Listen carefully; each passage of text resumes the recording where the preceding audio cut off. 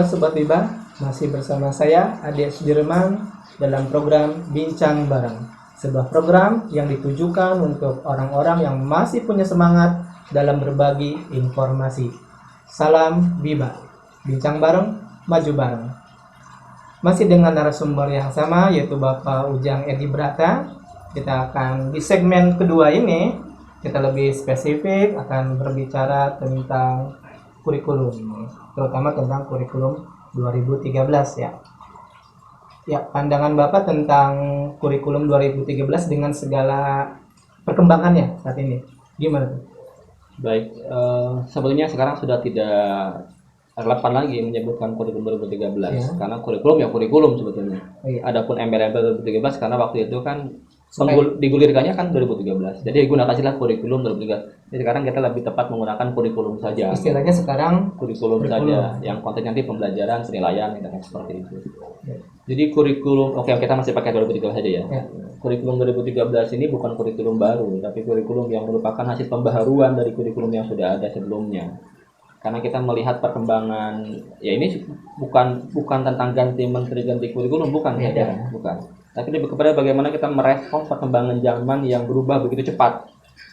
Artinya ketika zaman begitu cepat berubah, bagaimana tetangga negara-negara lain dunia ini begitu cepatnya berubah, orang berlari, produktivitas meningkat, pembangunan teknologi dan sebagainya sudah begitu berubah, kita tidak bisa dong jalan santai saja. Maka salah satu aspek yang berpengaruh tadi adalah pendidikan. Bagaimana kita bisa mengadaptasi kehidupan masa kini itu kan melalui pendidikan, menyiapkan generasi yang siap untuk hidup di jam ini dan zaman pendidikan. Maka pendidikan membutuhkan sebuah instrumen sistem sistem yang memang mengadaptasi itu. Nah, kurikulum 2013 lahir untuk itu. Bagaimana kita melihat fenomena-fenomena yang terjadi, harus ada solusi. Bagaimana kita melihat ada faktor eksternal yang memang dari luar dan sebagainya yang memang seperti ini sekarang adanya begini, kita harus bagaimana. Maka kurikulum 2013 menjadi salah satu sistem pola yang dibuat untuk merespon itu semua. Jadi secara singkat saya sampaikan bahwa kurikulum 2013 ini meminta kita di pendidikan untuk memberikan penguatan pada peserta didik anak-anak kita untuk pertama, jangan tertinggal dalam ilmu pengetahuan. Maka dalam proses pendidikan yang kita laksanakan kepada peserta didik itu harus memberikan penetrasi pengetahuan yang cukup kepada anak-anak. Yang kedua, berpengetahuan saja tidak cukup karena banyak orang pintar, banyak pengetahuannya, tapi karyanya tidak ada. Nah itu.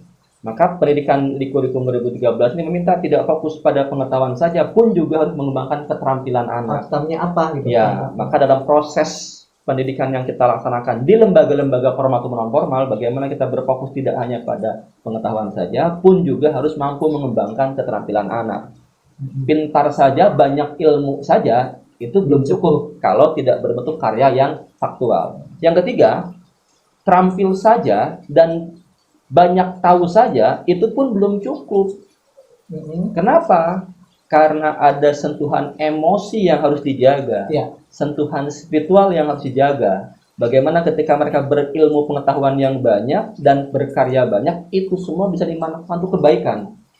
Itu manfaatannya. Itu kan sentuhan emosi, sentuhan spiritual. Bagaimana dia mengakui nilai-nilai agama, nilai-nilai kehidupan sosial.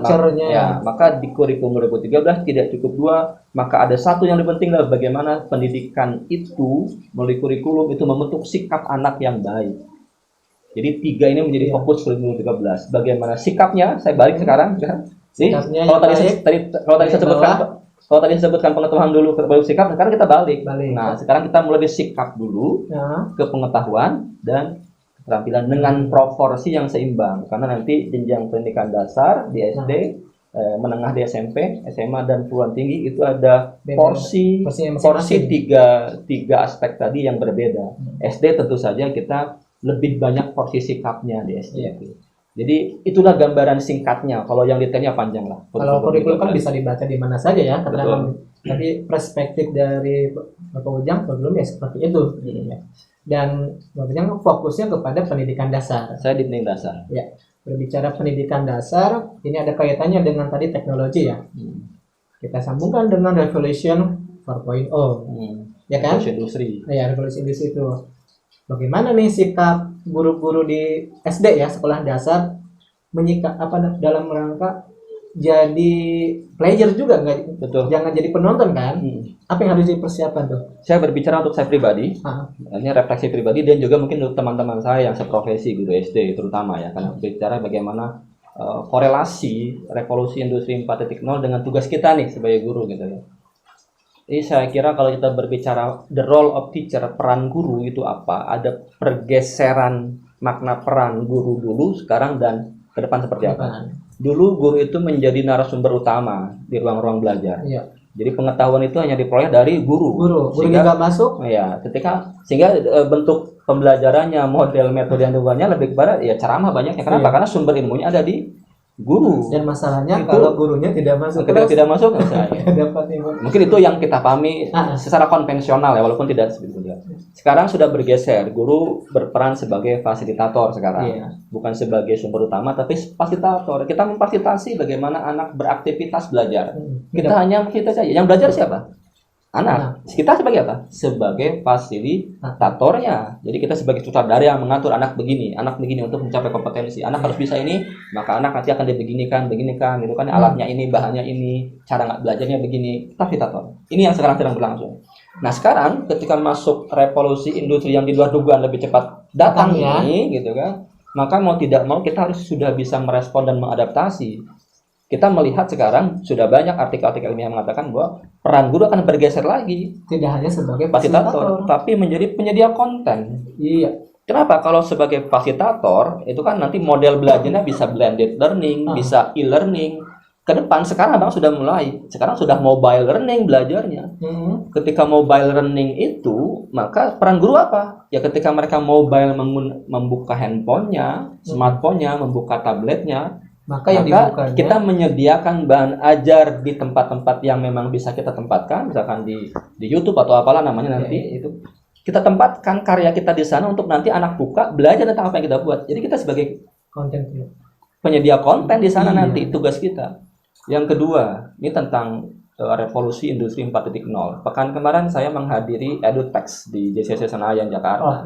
Yang kemarin ada satu hal yang mungkin ini juga harus kita sadari teman-teman sebagai guru gitu, bahwa ya sekarang kemarin kami dikenal tentang AR dengan VR, augmented reality dan virtual reality.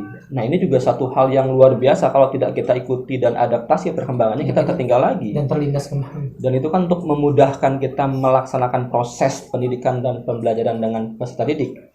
Jadi hal yang ingin sampaikan adalah ini satu hal yang penting, bahwa guru memang harus up to date, harus responsif. Tidak bisa kita berpikir terbuai dengan masa lalu gitu kan. Wah dulu mah mendingan kaya dulu. Ya itu mungkin dulu sesuai dengan zaman dulu. Ketika sekarang kita ternyata berinteraksi dengan dunia luar, wah mereka sudah begitu cepat berlari, saya kira kaitan dengan itu revolusi industri 4.0 tidak bisa excuse wah kita mah di kampung, kita mah di daerah nggak bisa. Borderless ya. Tanpa batas sekarang. Wah, saya mah guru SD. Nggak ada saya kira. Anak-anak SD kita sekarang semua pendidikan sama saja. Jadi menghadapi industri 4.0 ini memang kapasitas dan kompetensi guru memang tantangannya berat, harus lebih ditingkatkan lagi. Terutama di bidang digitalisasi tadi ya. Terutama tadi itu. Gimana tuh? Oh ya, digitalisasi. Kita mendengar ada apa? Nggak tahu ini apakah jargon apa program, saya belum tahu. Yang pasti kita sering mendengar ada istilah digitalisasi sekolah gitu ya. Itu berlaku untuk tiap level kan? Iya, semua. Tidak hanya misalkan SMA, SMP, atau SD, semua level dengan skupnya masing-masing. Iya, digitalisasi sekolah itu salah satu bentuk dari respon kita terhadap perkembangan revolusi industri 4.0. Oh iya. Digitalisasi itu. Karena ini ya bukan untuk kita hindari, tapi untuk kita adaptasi gitu kan, bagaimana kita bisa siap gitu. Digitalisasi sekolah mengarahkan proses pendidikan pada alat-alat kecanggihan teknologi. Gitu kan? Tapi tetap saja, secanggih-canggihnya teknologi, saya kira peran guru tidak tergantikan. Ketika kita berbicara 3 aspek pendidikan tadi yang harus dicapai tadi, pengetahuan, keterampilan, dan sikap, mungkin ketika bicara pengetahuan, anak akan dapatkan dari alat-alat teknologi yang ada. Bisa. Oke. Bagaimana dengan 2 aspek yang lain keterampilannya? Tidak bisa terkontrol keterampilannya, karena keterampilan terkontrol oleh orang lain karyanya. Oke, mungkin bisa saja, tanpa dikontrol bisa Anak-anak kita bisa lebih kreatif, lebih presisi dalam bekerja, lebih meningkat produktivitasnya. Tapi bagaimana sikapnya? Nah, itu. Dapatkah teknologi menjamin sikap anak? Tidak bisa. Jadi Tetap peran. kita sepakat digitalisasi sekolah itu tetap membutuhkan peran guru. Ada sense of humanity-nya. Ada, tetap. Kita yang mengarahkan, karena yang sering kan Pak Menteri juga ngomongin bahwa yang penting adalah akhlak itu tadi. Betul. Mungkin korelasinya ke sana ya. Sepakat. Sebagus apapun teknologi, ketika si aspek yang ketiga tadi sikap kaitan dengan akhlak, ya disayangkan ya kalau ini. Betul. Maka tugas guru berat juga ya. Luar biasa. Pendidikan dasar kelas 1 sampai kelas 6 dengan segala apa tadi ya tanggung jawabnya, bahkan sekarang harus upgrade diri di bidang teknologi. Betul. Nah, pertanyaannya, itu tanggung jawab siapa itu untuk mengupgrade itu? Apakah guru yang mencari informasi sendiri atau pihak sekolah yang mendatangkan atau gimana tuh? Saya kira kalau sudah bicara pendidikan tidak bisa lepas. Bagaimanapun pendidikan itu ada 3 titik yang berperan besar. Yang pertama itu adalah jelas pemerintah, yang kedua masyarakat, gitu kan. Ya dalam hal ini yang ketiga ya jelas ya orang tua jelas ya. Jadi orang tua, masyarakat, dan pemerintah. Guru itu bagian dari pemerintah. Jadi ketika bicara secara khusus upgrading teacher, bagaimana meningkatkan kompetensi, ya saya kira kolaborasi dari berbagai pihak dibutuhkan. Ya pemerintah sudah jelas lah, kalau pemerintah wajib. Tapi pemerintah saja berupaya maksimal, kalau motivasi gurunya juga tidak ada, ya susah juga. Jadi harus dibangun juga motivasi internal. Pun juga dengan sistem manajemen di sekolah yang bersangkutan juga. Gurunya sangat ingin pelatihan, sekolah jarang ngasih izin, bagaimana bisa upgrade-nya gitu kan. Maka dibutuhkan persamaan persepsi tentang itu. Betul. Ya, saya kira itu. Termasuk juga pihak-pihak swasta juga ya saya sih sangat berharap banyak bisa ikut rembukan ya, andil gitu kan melalui CSR-nya iya. gitu kan, itu disampaikan pada titik-titik yang tepat sasaran. Kita butuh itu. Iya. Jadi emang perlu langkah bersama sih untuk mewujudkan itu. Dan masih berbicara tentang pendidikan dasar, saya juga dengar ada isu-isu tentang US ya. Apa itu? Ulangan sekolah. Ujian sekolah. Gimana pandangan Bapak tentang ujian sekolah di sekolah dasar itu? Ya mungkin perlu disampaikan dulu ya tentang bagaimana mekanisme penilaian. Ya. Kita menyebutnya penilaian hasil belajar itu kan. Mekanisme penilaian hasil belajar itu dilaksanakan gitu. Memang ada beberapa pola yang digeser, diubah gitu kan. Ya kalau bicara regulasi, ya kalau bicara teori kita sudah banyak belajar. Kalau teori banyak sekali sumber-sumber yang bisa kita. Karena kita mengacu pada regulasi. Permendikbud 53 itu tentang penilaian hasil belajar oleh pendidik dan satuan pendidikan sudah jelas sebetulnya di sana bahwa memang penilaian hasil belajar itu ini tanggung jawab pendidik. Kenapa? Karena yang merencanakan proses itu guru. Yang tahu. Yang ngajar juga gurunya. Maka yang ideal melaksanakan penilaian pun ya gurunya gitu kan. Bukan karena pihak luar yang tiba-tiba seperti itu. Karena kan manajemen berbasis sekolah memberikan kewenangan sekolah luas untuk mengelola bagaimana sekolahnya dengan memang ada standar yang memang tidak boleh dilanggar standar tadi sebagai kontrol pemerintah di sana. Jadi dari konsep itu akhirnya memang sesuai dengan Permendikbud 53 ujian akhir itu diserahkan untuk SD khususnya itu dikembalikan ke sekolah. Tahun-tahun sebelumnya ya banyak istilahnya ya, dulu kan kita mengenal ada Eptanas, lalu berubah menjadi ujian nasional gitu kan, jadi UAN gitu kan, lalu terakhir kemarin ada, kalau SD itu ada USBN gitu kan, ujian sekolah berstandar nasional gitu kan. Nah sekarang dikembalikan ke sekolah menjadi US. Yang tadinya ujian sekolah berstandar nasional, dulu itu dari istilah USBN itu jadi ada persentase 75% oleh sekolah, 25% standar nasional oleh pusat, pemerintah dalam hal ini, pusat itu ya dalam hal ini. Nah sekarang ketika dikembalikan US namanya, maka murni pemerintah tidak ikut campur, diserahkan ke sekolah, silakan laksanakan US seluas-luasnya, semerdeka-merdekanya begitu. Pertanyaannya, sekolah itu siap enggak? Nah ini persoalannya, ketika memang ini digulirkan jadwal US di SD atau sekolah menengah juga sama, biasanya di kisaran April Mei, bisa jadi April. Sementara surat aturan tersebut Permendikbud 43 terbit tidak lama, belum lama gitu ya, Desember kemarin. Jadi ada jadwal waktu yang tidak lama. Ya saya tidak tahu pertimbangan apa dari pemerintah pusat, yang pasti memang saya berbicara sebagai guru saja. Iya, pribadi gitu ya. Pribadi saya mungkin siap, tapi melihat teman-teman yang lain ada juga yang kadang kita diskusi, wah ini berat juga kalau kami dalam waktu yang dekat ini gitu kan harus langsung melaksanakan aturan yang seperti itu. Jadi sepertinya butuh masa transisi. Kalau dikatakan siap atau belum siap, sepertinya butuh masa transisi jawabannya begitu. Oke, karena yang saya pahami ya, bahwa Mas Menteri ini menyatakan bahwa ini adalah pilihan bagi lembaga yang sudah siap, silahkan menggunakan sistem ini. Bagi yang belum, nanti tahun depan. Itu informasinya. Mungkin itu tentang UN. Mungkin itu berlaku juga ya untuk karena UN pun SMP SMA gitu ya. Jadi diberikan pilihan bagi pihak lembaga ya, ketika lembaga Bapak sudah siap, ya silakan lakukan itu. Tapi kalau misalkan belum siap, ya seperti yang dulu aja dulu, sambil nunggu siap. Betul. Jadi tidak ada permasalahan, ini hanya sebagai saran atau pilihan. Jadi saya kira sekarang konteks pembahasannya yang harus kami lihat itu bagaimana semangatnya ketika Mas Menteri membuat keputusan seperti itu dengan jargon Merdeka Belajarnya. Jadi yang saya ambil tentang merdekanya itu. Barangkali memberikan kesempatan pada kami untuk lebih merdeka, lebih leluasa, lebih tidak terikat lagi melaksanakan proses yang memang harus kami laksanakan. Intinya kompetensi, pesan yang memang dipesankan harus dicapai. Tapi memang lagi-lagi itu kembali pada bagaimana kapasitas kompetensi kami sebagai guru juga harus dijaga, di-upgrade dan sebagainya lah. Ya. Kembali pada ini, tadi ngomongin Merdeka Belajar ya. Karena Sobat Bebas, sebagaimana yang kita ketahui bahwa sekarang ini sudah ada 3 episode tentang Merdeka Belajar. Yang pertama itu tentang UN, tentang zonasi, dan tentang LPP. Yang kedua tentang kampus merdeka. Yang ketiga adalah tentang penyaluran dan penggunaan dana BOS, ya kan? Nah, kita akan fokus kepada episode 1 dulu nih, tentang terutama RPP ya.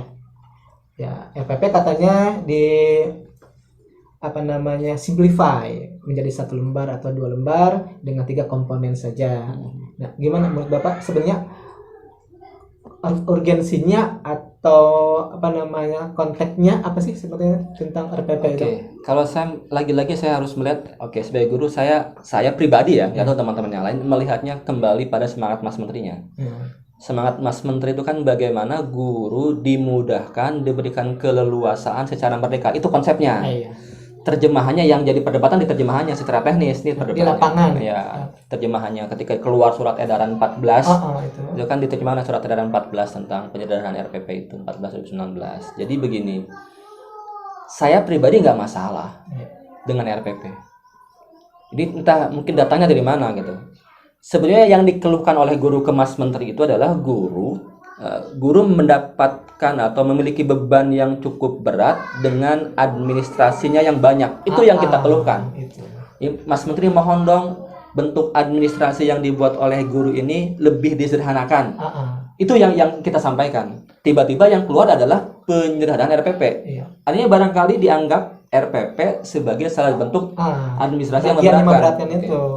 Saya tidak, secara pribadi saya tidak sepakat kalau seperti itu sebetulnya. Karena yang memberatkan itu dari sekian banyak instrumen administrasi yang dibuat banyak sekali.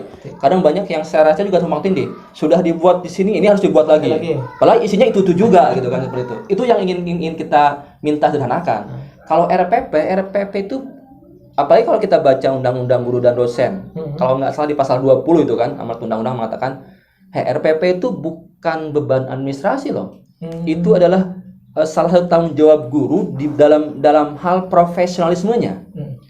Kan guru itu merencanakan, itu kan ya, melaksanakan pembelajaran dan mengevaluasi hasil itu kan ya. Maka RPP itu menjadi tugas profesional, bukan beban administrasi RPP itu gitu kan. Nah, sekarang malah yang menjadi perdebatan di lapangan tentang RPP 1, nggak apakah 1 lembar 1 halaman, ya nggak tahu gitu kan. Ada yang 1 lembar, ada 1 halaman. Tapi yang paling penting yang pertama Mas Menteri tentang komponen, cuma 3 komponen itu dengan beberapa komponen kan. Jadi setelah saya coba baca kembali, ini kan saya sudut pandang pribadi sebagai guru ya. Oh ternyata ya tadi itu semangatnya bukan tentang teknis 1 lembar, bukan itu. 3 komponen bukan, tapi silakan guru diberikan keleluasaan. Nah sekarang gini, bentuknya hanya surat edaran gitu. Surat edaran itu tidak mengalahkan permen. Iya. Sementara bagaimana RPP dibuat itu tetap mengacu pada Permendikbud 22 dan Permendikbud 22-nya belum dihapus. Karena yang keluar tentang Merdeka Belajar RPP itu surat edaran sifatnya. Artinya tidak mengubah Permendikbud. Kalau kita mau bikin RPP, apa acuannya? Ya tetap kembali ke Permendikbud. Di Permendikbudnya tetap disebutkan tentang 13 komponen. 13 komponen. Nah sekarang, kalau saya sampai sekarang setelah keluarnya surat edaran Merdeka Belajar itu buat RPP yang 13 komponen, boleh nggak? Boleh. Ya boleh dong, karena saya merasa merdeka, merasa leluasa, merasa lebih ekspresif, lebih merasa kreativitas saya bisa diwujudkan lebih produktif di 13 komponen, boleh dong? Boleh. Kalau saya kurangi menjadi 8 komponen, boleh dong. Bahkan yang penting limitnya adalah Nah, 3 yang penting yang 3 jangan hilang. Nah, itu. Sekarang nyangkut pada yang 1 halaman. Ini kan yang rame. Kalau ternyata saya oke lah. Saya juga mau bikin sesuai dengan yang di ini kan Pak Menteri 3 komponen, tujuan pembelajaran, langkah pembelajaran, penilaian. Dan setelah saya bikin ternyata secara ekspresif ya. Nah, ini kan saya yang ngajar. Setelah saya buat ternyata jadi 3 halaman. Boleh nggak tuh? boleh. Nah, jadi saya melihat saya ambilnya itu adalah keleluasaan, kebebasan, merdekanya, bukan teknis 1 halamannya. Iya. Kalau ternyata 1 halaman menjadikan saya lebih tidak ekspresif, ya buat apa dong? Jadi aturan ini malah tidak merdeka bagi saya. Malah mengekang kita Mengekang 1 halaman. gitu kan. Nah, ini gimana kemarin saya coba enak ngajar sekarang harus dibuat. Jadi sekadar bukan di situ. Kalau saya melihatnya begitu. Iya. Jadi pemahamannya adalah bukan masalah 1 halamannya itu. Bukan. Justru dengan kita memaknai bahwa harus 1 halaman berarti namanya pemaksaan. Iya. Padahal niatan kita adalah merdeka, mengekspresikan diri untuk kualitas yang lebih baik. Betul. Nah, yang penting komponen-komponen dari Mas Menteri ini ya minimal jangan sampai yang 3 ini dari pembelajaran, pelaksanaan dan asesmen itu tetap harus ada. Adapun masih menggunakan komponen 8 atau 13 itu terserah si gurunya. Iya. Yang penting kan targetnya adalah merdeka dan Betul. tujuannya Dan tercapai. ini harus disatu persepsikan. Nah, itu. Karena guru disupervisi oleh kepala sekolah, nanti ada pengawas. Saya khawatir titik-titik ini tidak ketemu. Ini kaitannya dengan PPL nanti. Kalau di bidang kampus itu kan guru pamongnya ngomongnya RPP ini. Sementara di kampus dia diajarin itu. Akhirnya yang bingung adalah mahasiswa. Ya, makanya ini harus disatu persepsikan. Nah, kenapa kita ngobrol santai ini tentang ini? Ya ini kan sebagai warga negara yang peduli tentang pendidikan ya. Ini pendapat narasumber seperti ini ya. Plus minusnya ya kita kan cuma sharing saja gitu ya.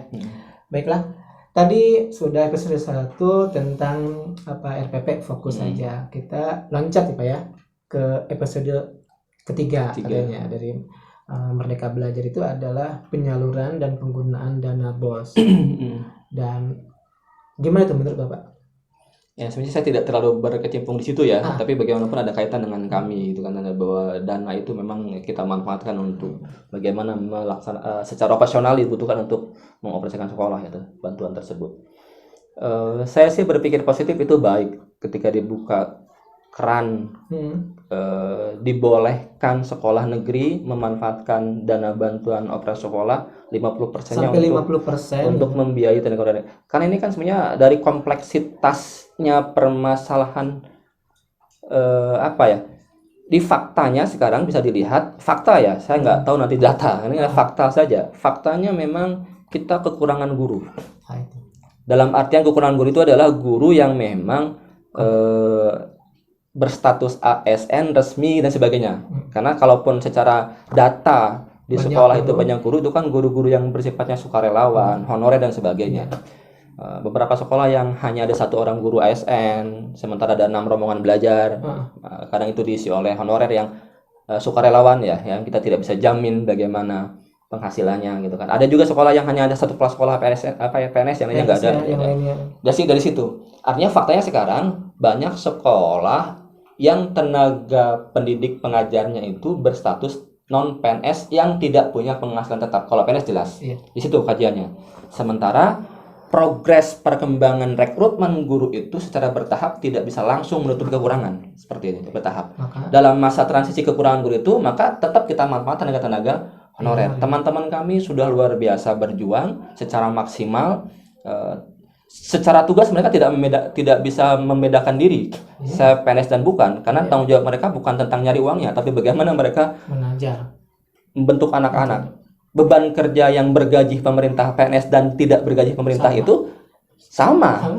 Tapi ketika berbicara penghasilan, kesejahteraan, ya kadang kita juga prihatin juga.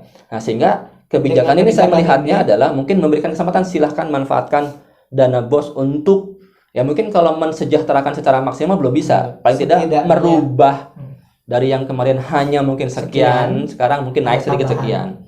Tapi harus dipahami juga, itu kan tidak kaku, dibolehkan dan fleksibel sifatnya, bukan berarti nanti dipaksakan 50%, karena operasional sekolah membutuhkan yang lainnya. Sementara kebutuhan sekolah yang satu dan lain itu kadang beda besarannya, kuantitasnya. Yang kedua, penghasilannya, artinya pemasukan dari dana BOS itu pun berbeda juga. Mereka juga tadi lebih fleksibel saja. Jadi tidak akhirnya kaku, semua sekolah 50%. Ya kalau begitu harus rigid dan kaku seperti itu, nanti kacau juga saya kira nantinya. Jadi kembali lagi kepada kebijakan yang dibuat ini tujuannya adalah baik. Ya kan, tinggal nanti implementasi di lapangan. Implementasi itu tergantung pada pemahaman kita gitu ya.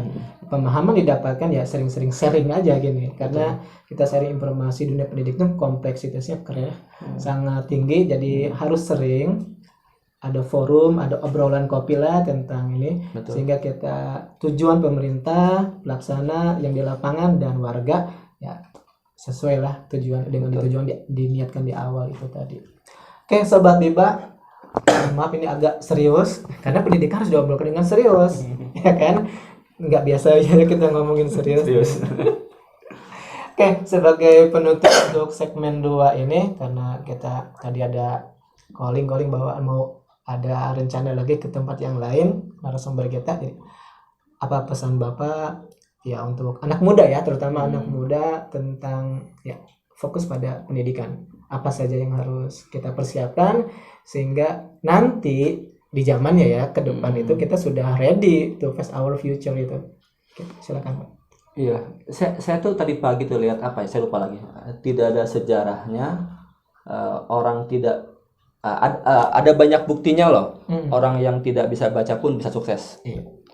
Orang yang pernah gagal akhirnya sukses. Maaf, para penyandang disabilitas pun banyak buktinya yang sukses. Yang belum ada buktinya itu adalah orang malas sukses. Saya baca itu tadi. Yang belum ada buktinya itu adalah orang malas sukses. Kalau orang gagal sukses banyak buktinya. Gagal dulu terus gitu kan. Miskin sukses banyak gitu kan. Tapi saya baca itu tadi ya, saya nggak lupa di Instagram atau apa tadi. Tapi belum ada buktinya orang malas sukses. Nah, saya kira dalam hal konteks ternyata apa pesan gitu kan bagi kita semua lah gitu kan. Terutama bagi generasi muda kita gitu kan. Apa pesannya? Ya jangan malas lah. Poinnya malas ya. Tidak ada yang tidak mungkin gitu. Nggak ada yang nggak mungkin. Gagal bangkit lagi, banyak lah ilmuwan kita besar kita. Einstein saja orang gagal tadinya kan gitu kan. Tapi orang malas tuh nggak ada yang sukses. Jadi intinya keep moving. Nggak ada ruang untuk bermalas-malasan. Oke. Itu saja pesan dasarnya. Kalau bentuk lainnya ya jelas lah, adaptasi teknologi itu harus diikuti gitu kan, sebagainya banyak lah. Itu masih bisa dilakukan, cuma obat malas itu ya diri kita ya. Nah itu saya kira. Jadi Sobat Biba, ternyata poinnya adalah nggak ada sejarahnya orang malas itu sukses. Kalau yang lain masih bisa, ya kan. Oke, terima kasih atas saran untuk Sobat Biba. Tapi sebelum menutup untuk segmen ini, di Biba ada game Pak, tentang what and why.